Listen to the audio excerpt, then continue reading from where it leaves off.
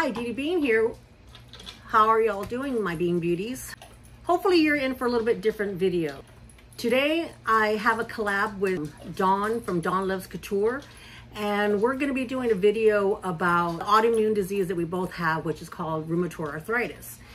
Autoimmune disease, as her, was having the same difficulties. So she wanted to see if I would be willing to do a video with her and kind of go over what the difficulties are, why I did in handbags for over 10 years, and what I did instead. And this is going to be proving to be a little bit more difficult video than I thought it was going to be. I was really excited about the collab, but as it got closer to time to film, I felt that procrastination and anxiety build up because I don't really like to dwell on it a lot, and I really don't share a lot about it. If you are interested in how the autoimmune disease, rheumatoid arthritis, affects daily life, and how, in particular to this channel, how it affects shopping habits, and how purchasing or not purchasing handbags comes into play, then stay tuned. Before we get started with that, I'd like to invite you to hit that subscribe button. Recently, I noticed that I had like 3 or 4 less subscribers. Dawn actually was one of them, and a couple of other people had said that YouTube had unsubscribed them from my channel. You know, Dawn also said that sometimes happens, but so she resubscribed, making sure that if you are subscribed or you have subscribed, that you're still subscribed, and that the notification bell is to black. You can make sure and get notifications, and you won't miss anything that comes out. I normally post three times a week, on Tuesday, Wednesdays, and Saturday. Thank you very much for tuning in today, and hopefully you're still here so we can go on to why you're here. Some eye candy and talking about rheumatoid arthritis. Hi, I know this is a long video, but there are timestamps in the description box for your convenience. Thank you very much. It's proven to be a little bit more difficult for me to talk about, mainly because I don't like to what's the right words? I don't like to feel like anybody's pitying me. I'm not wanting your pity. I'm a type of person, and the generation, Generation X, we're always, it's the suck it up and move on and just chuck on through. You have a problem, you have an ailment, you deal with it, you go to your doctors, you do what you need to do, take your medication, and you just chuck on through, and you just keep going. You don't complain, and just move on through, So talking about it and letting y'all in a little bit is hard, because I don't want to come off as a whiny baby. I said I don't want to come off as a wimp or what have you, but it is part of my life, and for the past 10 years or so, it's part of my life, and it does affect everything, every part of my life.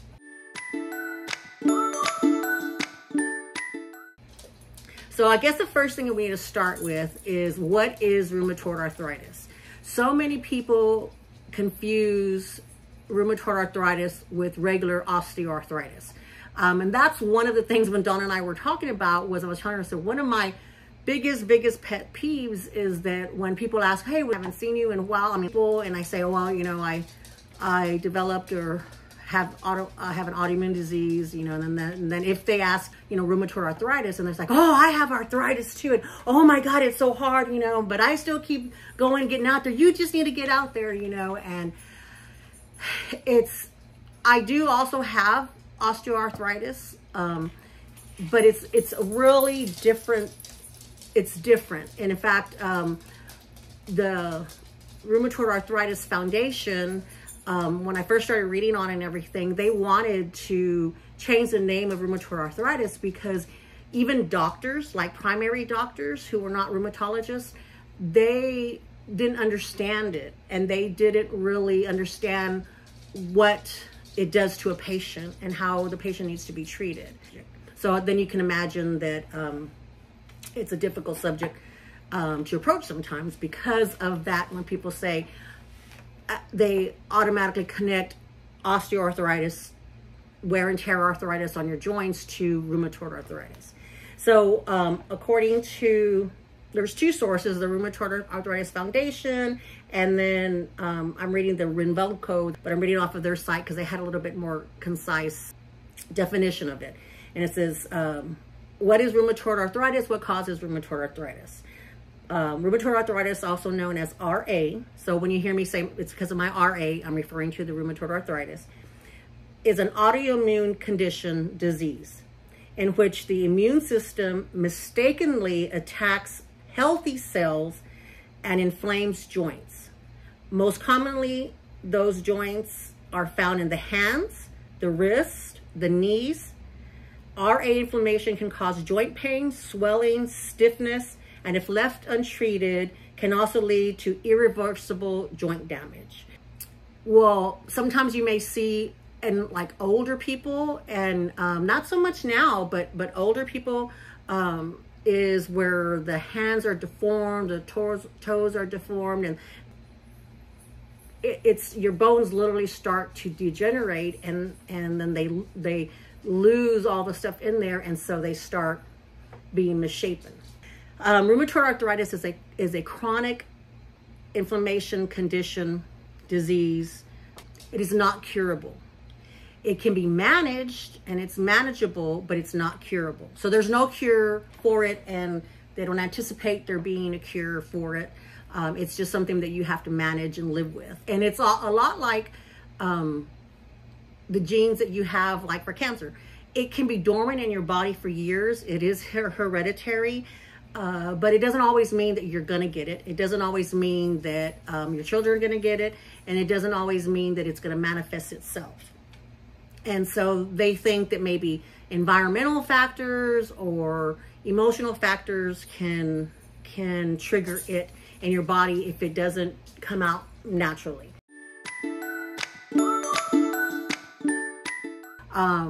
I was like super active in our church. I was super active in the kids' schools all the time, all the way through high school with them. I was super active in just the community, always moving and grooving, and always the kind of person who was always hostessing. When I was diagnosed, and what sent me to being diagnosed was during a really rough period. My mom was diagnosed with terminal adenocarcinoma, and I was caring for her. They had given her 3 to 6 months to live. So as you can imagine, it was kind of crazy and stressful. And so she was living with us, and there was a lot of care that we had to do that. So I was feeling bad myself. I had started after a while, after about a year into it or something, you know, her treatments, going through her with her treatment. I was feeling really, really, really tired, really, really, really exhausted, and feeling super exhausted. You know, I finally said, okay, I need to go to the doctor, because he knew my mom, you know, because it's the doctor's office and everything. They knew everything. And I said, I know I'm supposed to be tired, and I feel tired, but this is a different kind of tired. I said, you know, I know I'm tired, and I'm used to pushing through and everything. I said, but I can't push through anymore. I just feel tired. And I said, this is the only way I can explain it to you, because I'm kind of a visual person and stuff. I said, this is how I feel. You have a balloon, and it's full of air, and then all of a sudden, when you have a balloon and you prick it with a pin, it just deflates and goes. And that's how I felt, is that 1 minute I'm fine, and the next minute it's like I hit this wall, and I couldn't move. I can't move, I can't think, I can't concentrate, I just could not do anything.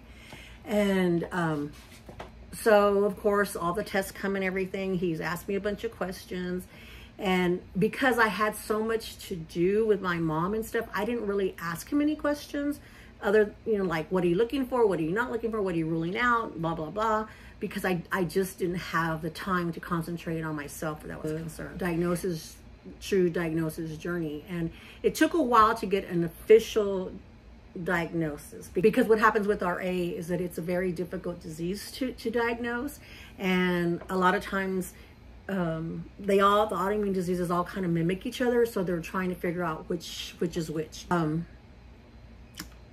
We landed on there, and then I also developed type 2 diabetes, and what the diagnosis was for them and how it was written down was stress-induced RA and stress-induced diabetes, because my white blood cells count was way up high, and so it looked like I had a constant infection, but it was the inflammation. So my cells were attacking itself, and that's kind of what happens, is it attacks itself.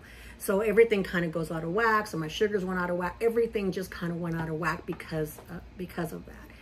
So what he said is the goal is to slow down the progression, to slow down the inflammation.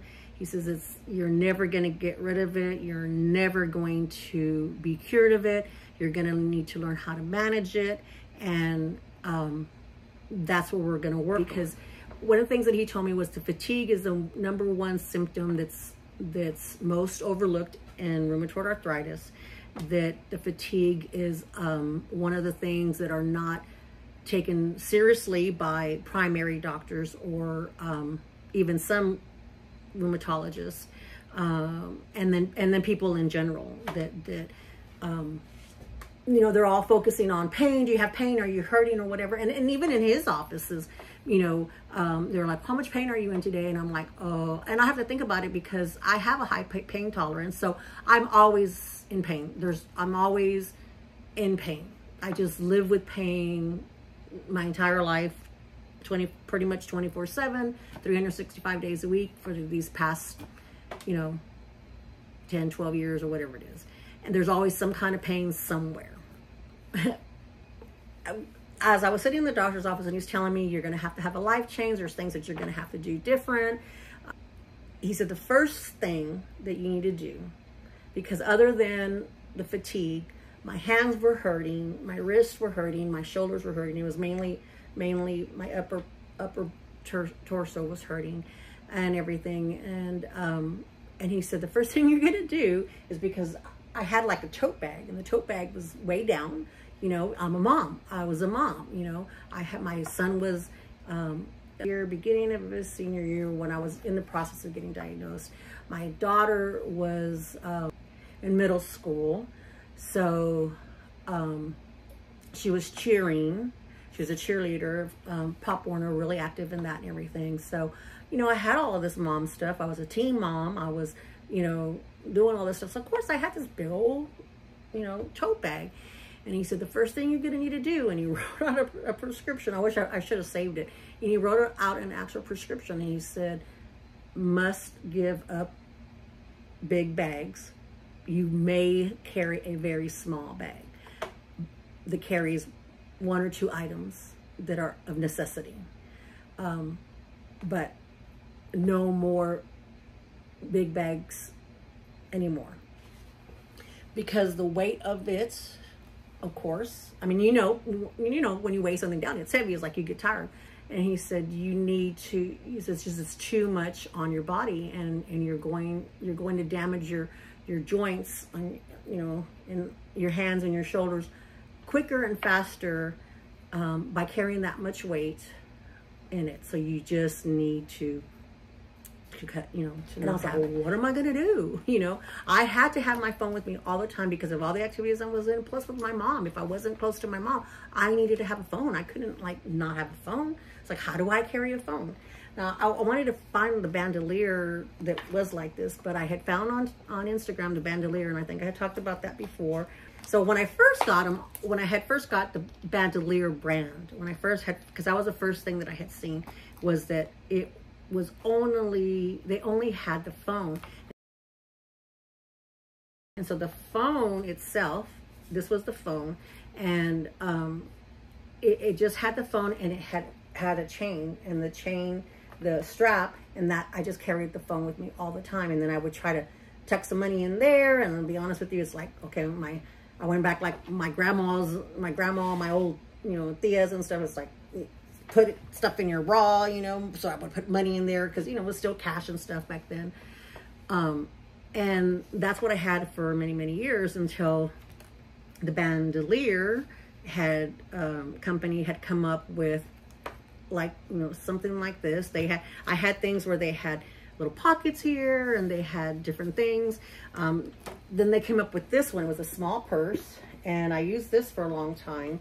It's still, very good shape. I didn't ever really use this as a top handle because you could use this as a top handle, but I used it as a crossbody. And so I had a crossbody. And then what this had was, let's see, is a chain in here? Parts on both ends. Let's see. It comes apart here, and it comes apart here. Okay, so then you would click the chain on one side here, and you would click the chain, one of the chains on the other side here.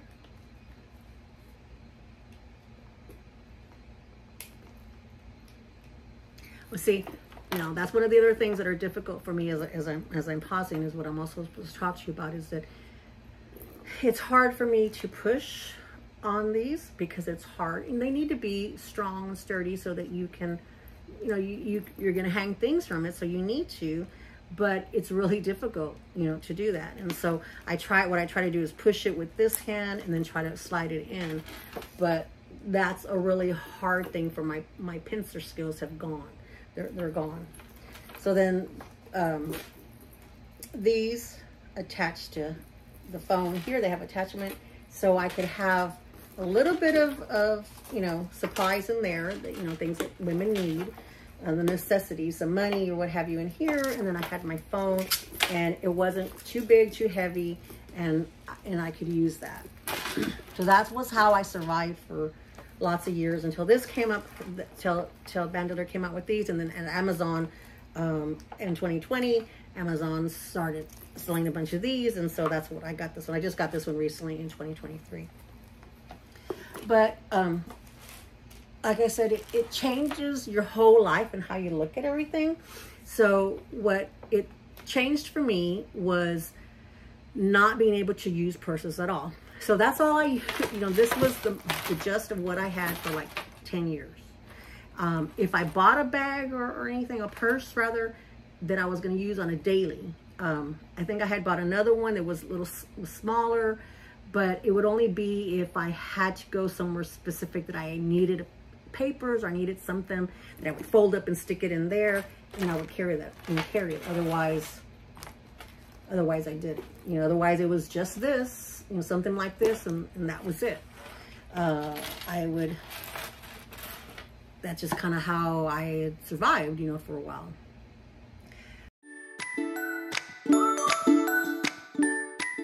On the daily, I don't wear shirts that have buttons. Everything's slip over. I try to buy shorts and pants that are also not buttoned or zipped, that they're elastic. My shoes, I don't buy shoes with that I have to tie. I did recently have to, because I started having trouble with my feet, that the doctor wanted me to switch from my Crocs to and to start wearing tennis shoes a little bit more until I got through the flare-up that I was going through. So I had to buy me a pair of tennis shoes. So I wore those for a couple of months, and of course, I bought the tie kind because the slip-on ones didn't have enough support that I needed at the time.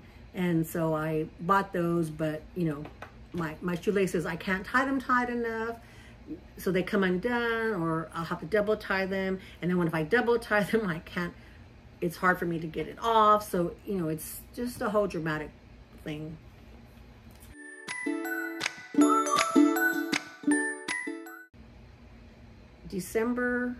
November, December, January, I was really sick from allergies, I had a cough, like I still have a residual with my throat.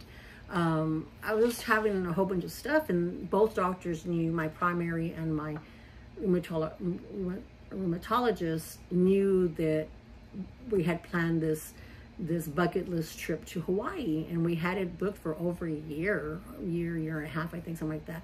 So they've known all this time. We had been talking about it and everything, and they knew that it was coming up in February. In fact, we had, you know, my injections for my knees and all this kind of stuff. I had scheduled, you know, my medication and all that kind of stuff. We had been working to where I would be the best I could be going into the Hawaii trip, because that was a 14-day trip on a cruise ship. It was, you know, a pretty long trip to be away from home. So I told him, I said, doctor, I'm going whether I'm sick or not, I'm going. I'm not going to cancel the trip. If all I do is stay in the cabin for 14 days, then so be it, because that's what I'm going to do. And luckily they were able to get me healthy enough to where got my allergies under control, got my cold or whatever it was. It wasn't COVID, because they tested me like 4 times for COVID. You know, the RA doctor tested me twice, and my primary tested me twice, so I got tested 4 times, and it wasn't that. So it was just something that was that I had, and that was the problem, is that having an autoimmune disease, having RA, with your body already fighting itself, thinking that you constantly have an infection, if you get sick, it takes a lot longer to get better. If you have a broken leg, it takes a lot longer to get better. If whatever you have, it takes a lot longer, and even a simple cold could potentially send me to the hospital, you know, because of what all it can turn into. And so, you know, it was a little scary, but you just try not to think about it. Well, I started feeling better. Finally, they got me, you know, pumped me full of steroids, pumped me full of antibiotics, pumped me full of all kinds of stuff, shots and everything. And as I started feeling better. So in February, as y'all know, if you look back to my first episode, I found Dawn Loves Couture, found Dunian Berg, you know, that it was still around, and I got the bug with the handbags, and got the bug with trying to just catch up.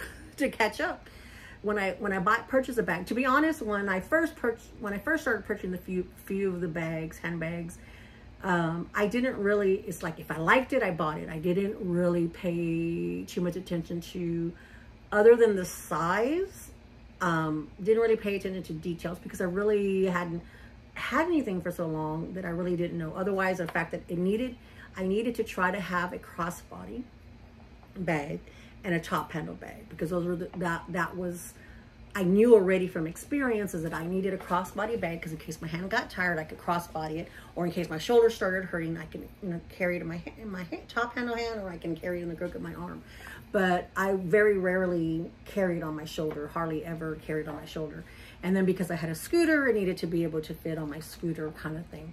First thing I bought was this, and I scored with this, with the crossbody and the shape and the size. The problem is that, like, it's empty right now, but it's pretty heavy. It's a Dunian Berg. It's leather. It's got a lot of you know, hardware, and what's in it right now? Oh, it does have stuff in it right now. Oh, I have my little wallet in it. The last time I used it, and have the desk bag in it, but it's too big. As far as I start getting excited and I start stuffing it, and I can use all my bigger items, my bigger SLGs, and it can get heavy.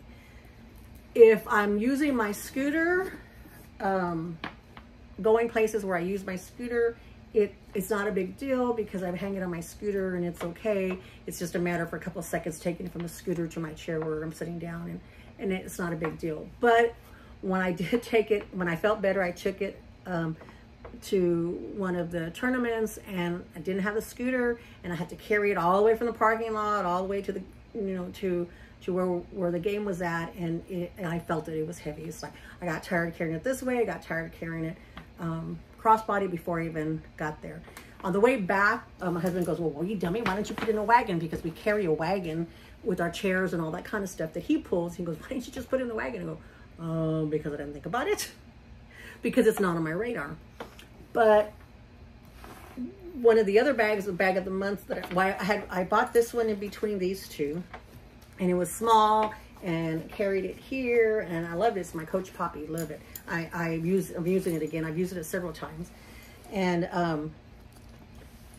this part didn't really bother me holding that because it's smaller. I discovered the nylon from Dooney and Burke.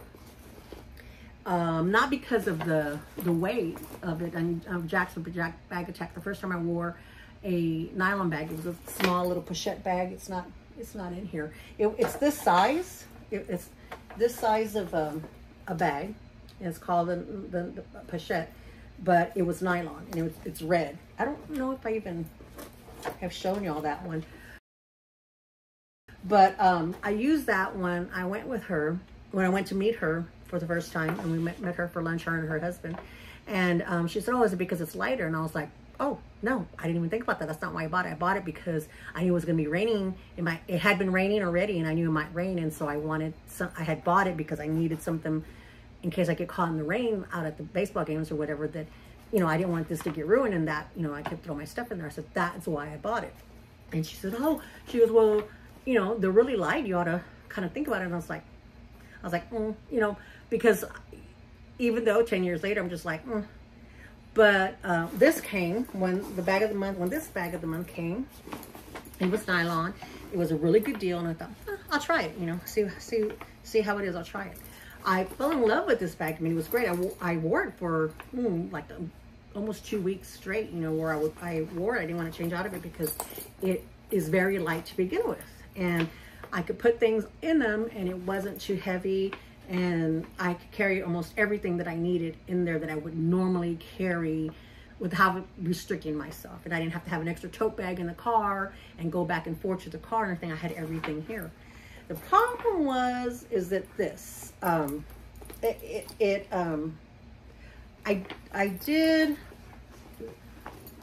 used the crossbody from here, and I put it on here to make it a crossbody, and so that was great. But before I thought about doing that, I was using it here, and the handle is wide. It's much wider than this one. So if I was carrying it like this, it was too wide on my hands, see?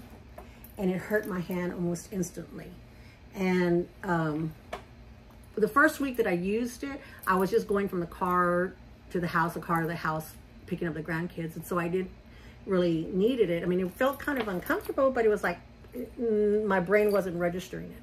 And then when I had gone out for a day with it, a couple of days with it, it was hurt. My hand was hurting. And I was like, I don't really have much in it. I started taking stuff out. Well, it wasn't because it was heavy. It's because it makes my hand have to hold something wider. And it makes my hand hold wider. And first of all, it's hard for me to grasp anything tight like that because my hands don't, you know, they close, but they have no strength in them, and I lose my strength. I drop things all the time, as you've seen in a couple of videos. And holding my hand wide like that is not not good.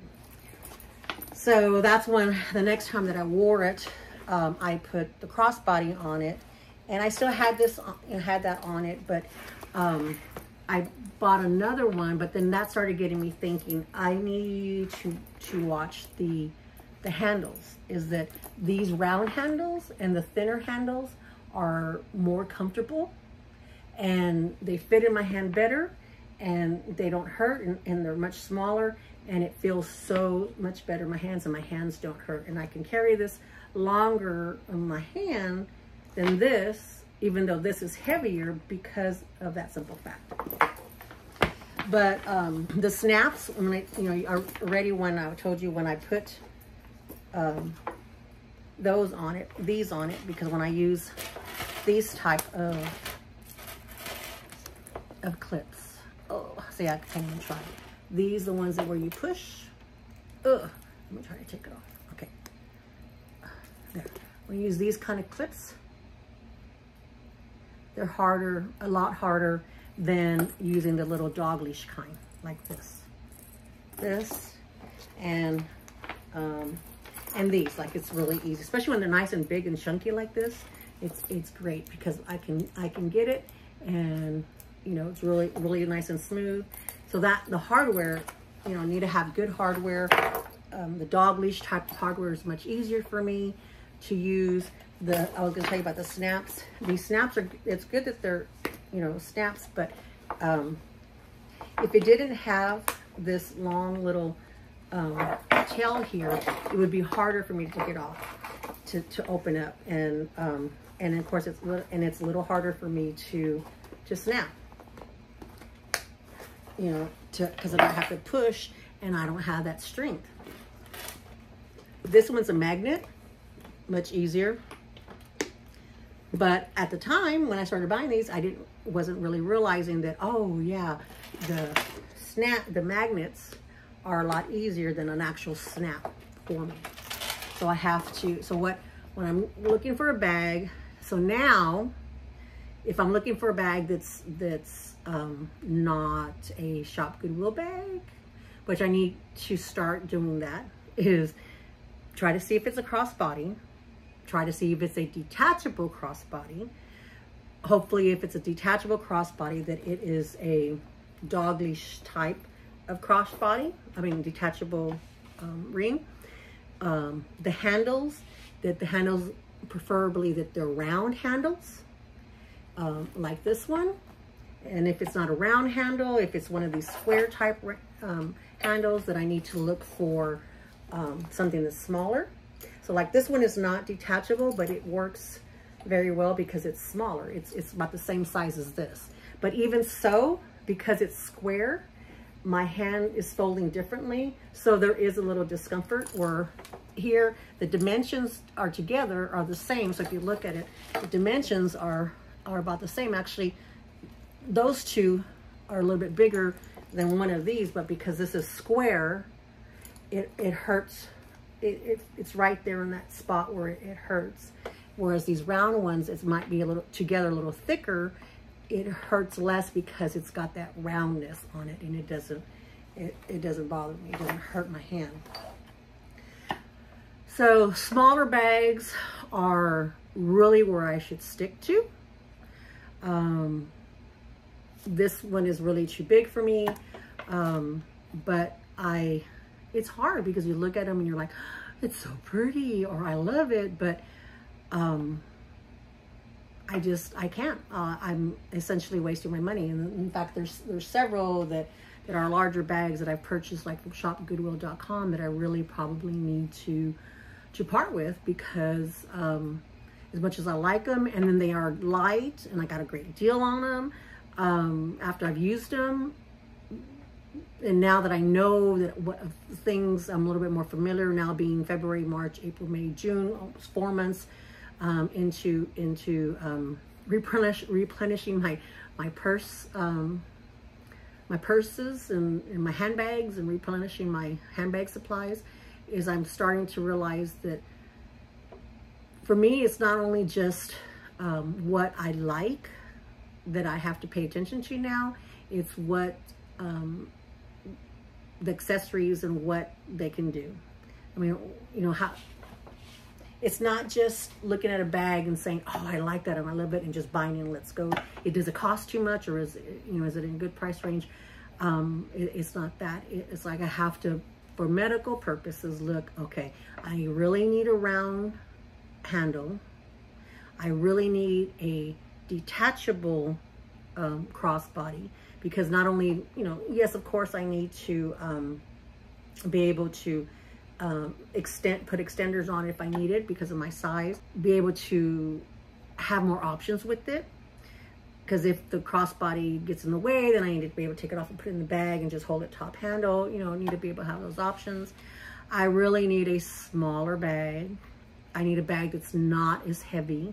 So I start to pay attention to the weights of the bags. Because even if it's a 3-pound bag, a 3-pound bag versus a 1-pound bag, you don't think 3 pounds isn't that much, but for somebody like me whose hands are weak, whose shoulders are weak, whose elbows are weak, once you start loading it up, a 3-pound bag can become a 5-pound bag, and 5 pounds of a constant use is way too much for me. It's just way too much. In fact, my Marc Jacob bag that I bought, that I loved and that I paid full price for, the chain that came with it is a beautiful chain, and it looks great, which is one of the reasons why I bought the bag. But that chain makes that bag so heavy for me that I don't use it with the chain at all. I haven't been able to buy another chain that I like to go with it.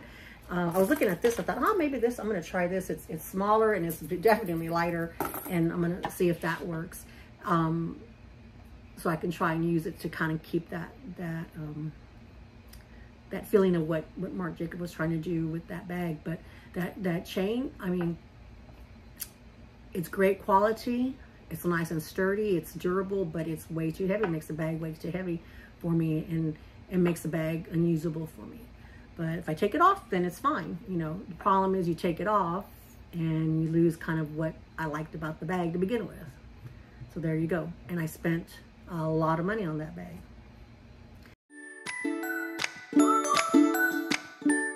And I have one live human friend left from all the friends that I had from church and from all the activities I did and everything. I have one person left in my family that's a friend, that's not a family, it's an actual friend, that I have left, and who understands the situation and who helps me take care of myself and takes care of me as well too. One of the things that I had to talk out with her and talk through with her is the fact that I have to pick and choose what I do. I have to pick and choose what's important. So what's important is her friendship, her and her husband's friendship, my husband, my children, my grandchildren. That's it.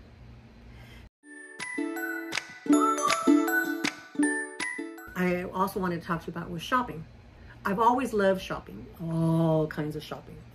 And even if it's like dollar store shopping, I go in there and, I could do some damage at the dollar store, I totally would love to go shopping. I mean, it was, not as much as I had when I was younger and prior to my diagnosis.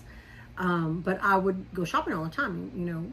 I would go shopping with my sister-in-law, go shopping with my aunt, I would go shopping with my mom. That was just always something that we would do. And it was mainly, it wasn't always buying stuff. It was window shopping or eat. It's a social activity for me, and was for, the women, my friends that I had, and family that I associated with.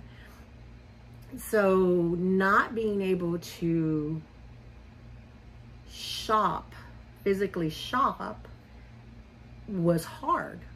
But then when in 2020 came around in March, so June, July, and whenever all that stuff, the online stuff started happening, oh Lord, that was great, because I could still do the shopping that I needed to do, but I did it online. And then I could do it at 2 or 3 o'clock in the morning when my insomnia kicked in, and then things would arrive the next day or 2 days later, and it was great, and but then that can kind of, it also can kind of become a problem, when I get obsessed with something,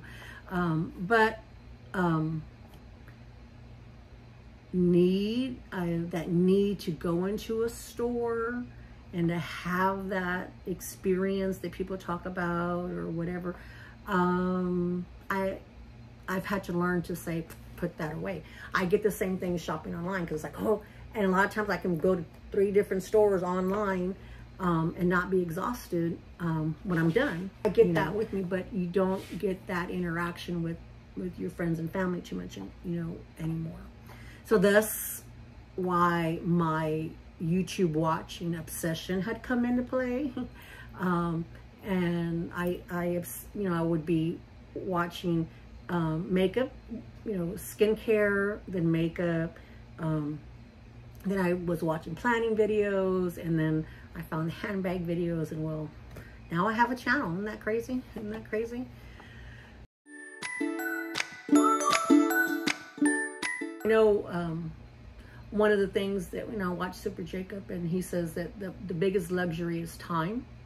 And I think too that you know, he's correct where that is. The biggest luxury is time. I think also too, the biggest luxury that you can have, but the luxury is your health, is we as humans just completely forget about your health.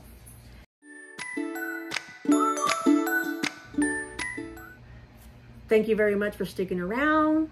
Hopefully this helps somebody. If you stayed here this long, thank you very much. And if you stayed through the whole time, can you please put a, what do we want to put? Oh, the pink purse. Like I have the little pink purse that's on by my name.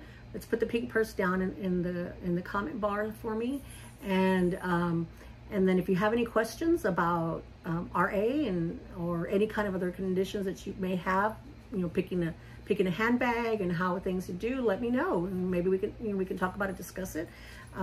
You can also find me on Instagram, Bean Beauty Bags It, and I also have an email, beanbeautybagsit@yahoo.com. They're in the description box, so if you want to discuss things further, or if you you know, just want to have a conversation that we read over the comment sections, please do so. Also, don't forget, check to see if you're still subscribed to me. If you haven't subscribed, can you please do the favor of hitting that subscribe button, and come back the next time. The next time we'll have a little bit, won't be so heavy, and I'll have a little bit more eye candy to look at, okay? Thank you very much for coming. Love y'all very much, and y'all have a good day. Bye-bye. Love y'all. Bye-bye.